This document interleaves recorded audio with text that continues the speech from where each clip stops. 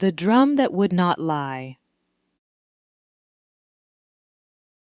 Long ago, in a Bassa village near the forest and the river, there lived a boy named Kolu. Kolu was clever. Too clever, some people said. He could climb a palm tree faster than the monkeys. He could catch fish with one hand. He could talk himself out of trouble before trouble even knew it had arrived. But Kolu had one problem. He loved shortcuts. When the elders said, "Plant the cassava deep," Kolu planted his shallow and ran off to play. When his mother said, "Fetch water before sunset," Kolu waited until the moon was high, then complained the path was too dark. When the chief said, "A village stands because everyone carries a piece of the load," Kolu smiled and said, "Then I will carry the smallest piece." The elders shook their heads.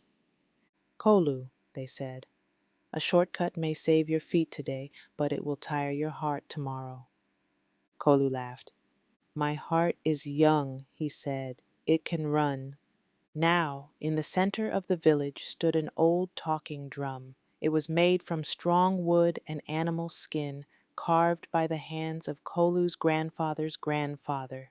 The people said the drum had a spirit inside it, not the kind of spirit that frightened children. No, this was a spirit of truth. Whenever the village faced danger, the drum spoke.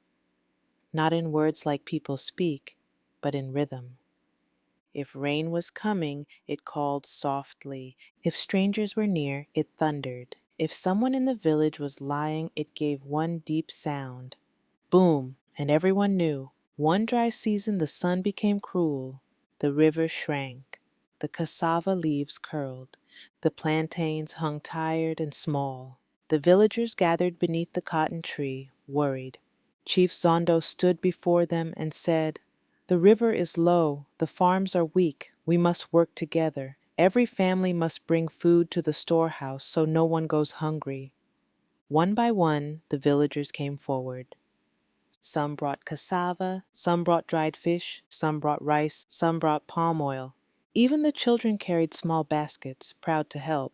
Then came Kolu. His basket was covered with a cloth. He placed it near the storehouse and stepped back quickly. The chief smiled. "Thank you, Kolu." But the old drum made one sound. Boom! Everyone turned. Kolu swallowed. The chief lifted the cloth. Inside the basket were leaves, stones, and only 3 tiny cassava roots. The village went silent. Kolu's mother covered her face. The chief did not shout. That would have been easier. Instead, he looked at Kolu with disappointment. "Kolu," he said, "a hungry village is not the place for tricks." Kolu looked at the ground. "I was saving my real cassava," he mumbled. "What if things get worse?" The oldest woman in the village, Ma Bendu, leaned on her walking stick. "And what do you think happens when everyone says, 'Let me save mine, and let others give theirs'?" Kolu said nothing. Ma Bendu pointed toward the dry river. "The river does not drink itself. The forest does not shade itself. The village does not feed itself. We live because we share." But Kolu's heart was still stubborn. That night, while the village slept, he crept to his family's storage hut. He gathered his hidden cassava into a sack. "I will take this across the river," he whispered. "I will trade it for dried meat and palm nuts. Then everyone will see that Kolu is smarter than all of them." He walked through the moonlight, past the sleeping huts, past the cotton tree, past the old drum. But as he passed, the drum whispered, not a boom, not thunder, a whisper. "Dum, dum, dum." Kolu froze. "Leave me alone," he said. The drum answered softly, "Dum, dum, dum." It sounded like footsteps. Kolu ran. He reached the river bank where the water was low but still moving. A narrow canoe waited in the mud. Kolu pushed it into the river and climbed in. Halfway across, the moon disappeared behind a cloud. The water became black. Then the river spoke. Kolu. His hands gripped the canoe. "Kolu, who is there?" he cried. The water rose around him, though no rain had fallen. From the river came the shape of an old woman, shining like moonlight on fish scales. Her hair flowed like dark water. Her eyes were deep and patient. I am the keeper of this river, she said. I have watched your village drink from me. I have watched your mothers wash clothes in me. I have watched your fathers fish from me. I have watched children splash in me before they even knew my name. Kolu trembled. I was only crossing, he said. The river woman looked at the sack, with food hidden from hungry mouths. Kolu held the sack tighter. It is mine. The river woman nodded slowly. Yes, and the canoe is made from a tree that did not grow by itself. The paddle was carved by hands that were taught by older hands. The path to this river was cleared by people before you were born. Tell me, clever boy, what do you truly own alone? Kolu opened his mouth. No answer came. Then the canoe began to spin, round and round, faster and faster. Kolu cried out. The sack slipped from his hands and fell into the river. My cassava! He shouted. The river woman lifted one finger. The sack floated back up, but now it was heavier. Kolu pulled it into the canoe and opened it. Inside were not cassava roots. Inside were stones. Take them, said the river woman. They are what selfishness becomes when it sits too long in the heart. Kolu began to cry. I am sorry, he said. Please let me go home.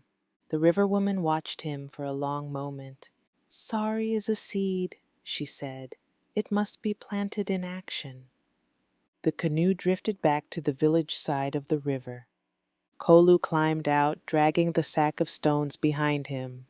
When he reached the village, dawn was breaking. The old drum sat beneath the cotton tree. Kolu walked to it and placed the stones at its base. Then he did something he had never done before. He told the truth before anyone asked. He called the village together and confessed everything. He told them about the hidden cassava, the fake basket, the river woman, the stones. When he finished, the village was quiet.